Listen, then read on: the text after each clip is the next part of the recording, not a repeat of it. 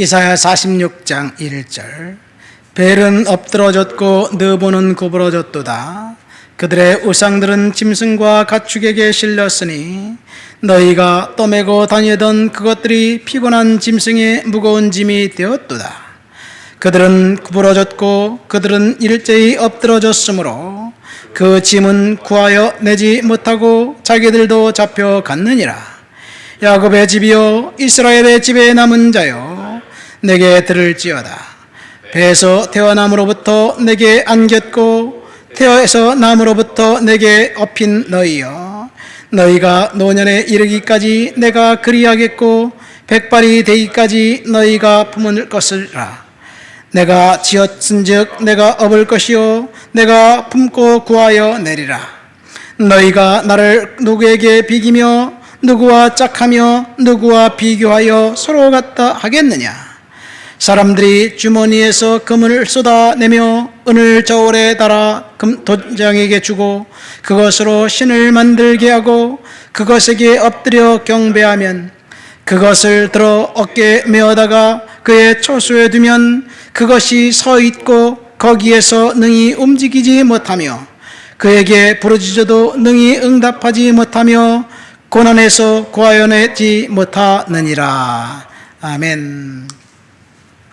오늘 우리는 이사야 선지자의 예언을 읽었습니다. 이사야 예언은 크게 두 부분으로 나누어집니다. 1장부터 39장까지 유다왕 히스기야를 중심으로 해서 하나님께서 이제 이스라엘 유다를 지켜주시고 보호해 주셨지만 결국은 하나님을 멸시하고 하나님을 배반했던 그 백성들에게 심판을 선언하고 있습니다. 전반부의 이사야 전반부, 특별히 29장부터 39장까지 핵심 내용은 히스기야 왕의 이야기입니다. 히스기야 왕이 된 지 한 3년 정도 되었을 때 북왕국 이스라엘이 멸망당합니다. 아수르의 침략을 받아서 철저하게 유린당하고 예루살렘까지 이제 그 전쟁의 소문이 들리고 유다의 몇몇 성들이 빼앗깁니다. 이런 위기 가운데 히스기야는 하나님 앞에 구하지요. 그래서 전쟁을 승리로 이끌었습니다.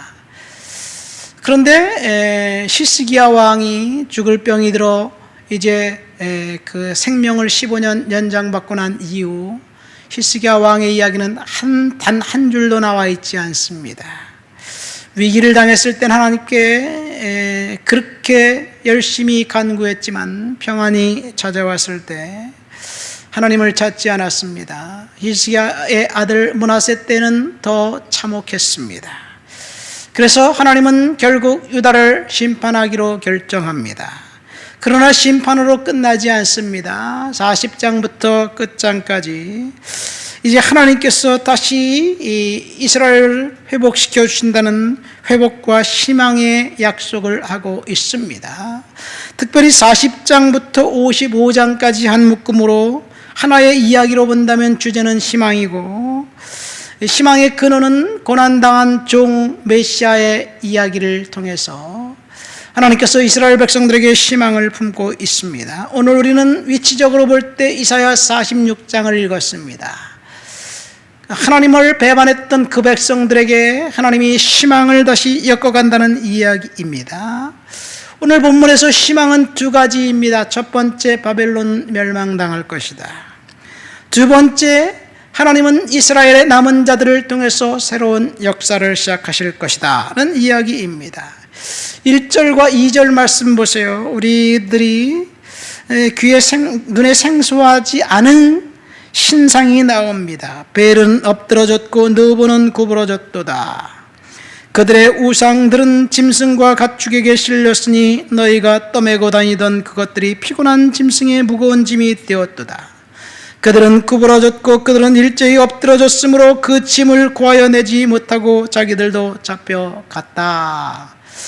여기서 벨과 느보는 바벨론의 우상입니다. 바벨론의 우상은 확실히 가나안의 우상인 이 바알과 그 아세라와는 전혀 다른 우상입니다. 벨과 느보, 바벨론의 수호신인 마르둑이 벨이고 느보는 그의 아들인데 지혜의 신입니다. 근데 벨과 느보, 바벨론 신도 금과 은으로 장색이 부어 만든 신입니다. 이 느보라는 신이 얼마나 바벨론에 파퓰러 했는지, 유명했는지 사람들의 이름을 느보 신의 이름을 따서 이름을 짓습니다. 그 대표적인 예가 느부갓네살 왕입니다. 느보 신의 이름입니다. 신들이 군중 가운데 이제 특별히 행진하는 때가 있습니다. 집에다가 수호신으로 이제 신상을 크게 만들어서 특별히 금과 은으로 만들어요. 그래서 집에다 장식해놨던 신들을 모든 사람들이 일제히 갖고 나와서 그 신의 형상을 자랑하는 축제가 있습니다. 아키투 축제라는 신년 축제입니다. 사람들이 어떤 사람은 큰 짐을 어깨에 메고 어떤 사람은 더 큰 짐을 수레에 싣고 이제 거리거리 행진하면서 이 신이, 우리 집에 있는 신이 우리를 구원했고 우리를 1년 동안 지켜주었다, 그리고 앞으로 1년 동안 지켜줄 것이다 라고 자랑하면서 행진합니다. 이 이야기가 지금 본문 1절의 이야기입니다. 짐승들은 끄는 수레의 신상이 올려져 있습니다. 사람들의 어깨에 신을 메고 다닙니다. 그러니까 그 신은 굉장히 피곤한 신이에요. 그 신을 모시고 다니려니 얼마나 힘들겠습니까? 그냥 아무거나 주머니에 넣고 다니는 게 아니라 신이니까 치장하고 정성을 다하기 위해서 어깨에 메고 다니니까 얼마나 힘들었을까요? 말 그대로 오늘 본문처럼 무거운 짐이 되었도다. 이 신이 짐이 되었어요. 2절에 그들은 구부러졌고 그들은 일제히 엎드러졌다. 이 말은 결국 하나님께서 구부러지고 엎드러지게 만든다는 이야기입니다. 승리한 사람들이 이제 이 패배자의 나라를 침략해서 종으로 삼고 끌고 갑니다. 그럴 때 전쟁에서 승리하면 탈취하고 약탈을 하지요. 약취하고 탈취할 때 가장 첫눈에 들어오는 것은 그 나라의 신입니다. 왜냐하면 신은 금과 은으로 만들었기 때문에 가장 값비싼 보화이기 때문에 수호신이 뺏긴다는 것은 그 나라가 멸망당했다는 것을 이야기하고 있습니다. 2절은 바로 그것을 이야기합니다. 바벨론의 신들이 엎드러졌고 백성들은 포로로 잡혀갔다는 이야기를 하고 있습니다. 사실 바벨론이 멸망당한다는 예언은 예레미야 선지자도 그렇고 이사야 선지자도 동일하게 예언했습니다. 바벨론이 멸망당하기 전에 사실은 유다가 먼저 멸망당해요. 이사야 선지자가 이스라엘 백성들이 유다가 멸망당할 것을 그 하나님으로부터 예언을 받고 난 다음에 궁금했어요. 아니 도대체 바벨론 쟤네들은 우리보다 더 악랄하고 악독하고 사악한데 우리가 조금 하나님 불순종했다고 더 악한 사람들을 통해서 덜 악한 자를 심판한다는 것이 말이 됩니까? 이것이 선지자들의 질문인데, 그래 나도 안다. 그렇지만 그들도 멸망할 것이다. 그들도 멸망다, 심판받을 것이다. 하나님이 말씀하셨습니다. 그래서 시편 126편에 보면 시인들이 이렇게 이야기합니다. 여호와께서 시온의 포로를 돌리실 때 우리는 꿈꾸는 것 같았다. 꿈꾸는 것처럼 하나님이 바벨론을 멸망시키시고 유다 백성들을 포로에서 귀환시키십니다. 포로에서 귀환한 그 백성들 하나님 앞에 꿈꾸는 것처럼 노래한 거예요. 하나님이 역사를 주관하고 계시기 때문에 하나님께서 환경에 굴복하지 않고 기도하고 있었던 다니엘의 기도 사역을 통해서 어느 날 갑자기 하룻밤 사이에 바벨론이 멸망당하고 페르시아 왕국이 있습니다. 페르시아 왕국이 어느 날 갑자기 하루 사이에 이제 이 거대 제국 바벨론이 멸망당해요. 그리고 페르시아가 들었습니다. 고레스 왕 원년에 뜬금없이 고레스가 이렇게 칙령을 발표합니다. 바벨론을 접수하고 바벨론을 멸망시키고 난 다음 이야기예요. 이스라엘 하나님은 참 신이시라. 너희 중에 그 백성된 자는 다 유다 예루살렘으로 올라가서 이스라엘 하나님 여호와의 성전을 건축하라. 첫 번째는 포로에서 귀환해 주겠다고 한 약속이고, 두 번째는 여호와의 성전을 건축하라는 이야기입니다. 그 모든 재물과 물품과 모든 것들을 내가 다 주겠다. 그래서 바벨론이 예루살렘 성전에서 탈취해 갔던 모든 금은 그릇, 성전 기명들을 다 돌려줍니다. 그리고 여러 총독들에게 그들의 가는 길을 보살펴주고 그들이 필요한 것을 줘라. 그래서 성전을 건축하게 만듭니다. 그래서 유대인들은 세 차례에 걸쳐서 귀환했고, 그리고 성전을 건축합니다. 이것이 스룹바벨 성전이에요. 물론 중단되는 일도 있었고 방해꾼들도 있었지만 하나님께서 그렇게 역사하셨습니다. 하나님은 지금 하나님의 백성들을 포로에서 귀환시키시고 하나님께서 또 다른 일들을 하고 계신 거예요. 이것이 바로 절망 가운데 있었던 그 백성들에게 전한 희망의 메시지입니다. 3절 4절 말씀 보세요. 야곱의 집이여 이스라엘 집에 남은 모든 자여 들을지어다. 그래서 보면 이스라엘 집에 남은 자들이 나옵니다. 배에서 태어남으로부터 내게 안겼고 태에서 남으로부터 내게 업힌 너희여, 너희가 노년에 이르기까지 백발이 되기까지 내가 너희를 품었고 너희를 지었으니 내가 너희를 구하여 내리라. 하나님의 약속입니다.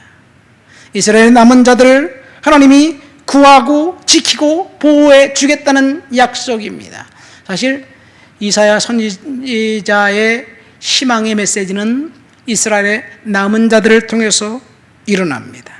하나님이 남은 자들에 대한 그 약속이 얼마나 강력했든지 이사야 선지자가 아들을 낳고 이름을 남은 자라고 짓습니다. 수알 야숲이라고 짓습니다. 그리고 이스라엘의 남은 자가 이사야 후반부의 메시지입니다. 남은 자들이 돌아와서 하나님께서 그들을 통해서 새로운 일들을 시도하시고 시작하실 거예요. 바벨론이 멸망당하고 남은 자들이 결국 돌아왔습니다. 사도 바울은 이 남은 자들, 이사야 선지자의 개념을 가지고 이 아브라함의 자녀 이스마엘과 이삭을 통해서 비유합니다. 아브라함의 자녀들라고 다 약속의 씨가 아니라 이삭의 자녀야만 되지 않겠느냐라고 말씀하시면서 이스라엘의 남은 자는 혈통으로나 육종으로나 사람의 뜻으로 나지지 않고 오직 하나님으로부터 난 자들이니라 라는 요한복음 1장 예수님이 말씀하신 것처럼 혈통이 아니라 약속의 씨, 믿음의 씨로 남은 자가 되었다는 이야기. 저와 여러분들은 하나님의 남은 자들입니다. 오늘 우리에게 하나님께서 남은 자들에게 약속하신 것이 무엇입니까? 3절 4절 태어날 때부터 백발이 될 때까지 내가 너희를 품고 구하여 냈다. 우리는 혼자가 아닙니다. 우리가 고통의 짐을 지고 무거운 짐을 지고 살아가고 있을지라도 하나님께서 저와 여러분들이 남은 자인 저와 여러분들과 함께 하신다는 이야기예요. 이스라엘의 남은 자의 희망을 품으라 하는 것이 오늘 이사야 46장의 말씀입니다. 바벨론 우상은 은금으로 만들었어요. 어깨에 메고 다녔고 술에 끌고 다녔어요. 무거운 짐이 되었습니다. 오직 하나님만이 희망입니다. 저와 여러분들을 통해서 하나님이 놀라운 희망의 메시지가, 희망의 역사가 일어나게 될 줄 믿습니다. 하나님 아버지 감사합니다. 이사야 선지자를 통해서 하나님이 주신 희망의 메시지 두 가지를 들었습니다. 하나님이 회복시켜 주신다는 약속, 남은 자를 통해서 하나님께서 희망을 엮어간다는 약속, 우리들을 통한 하나님의 은혜의 약속임을 믿습니다. 하나님, 믿음으로 살아가도록 오늘도 지켜주시옵소서. 예수님의 이름으로 기도합니다. 아멘.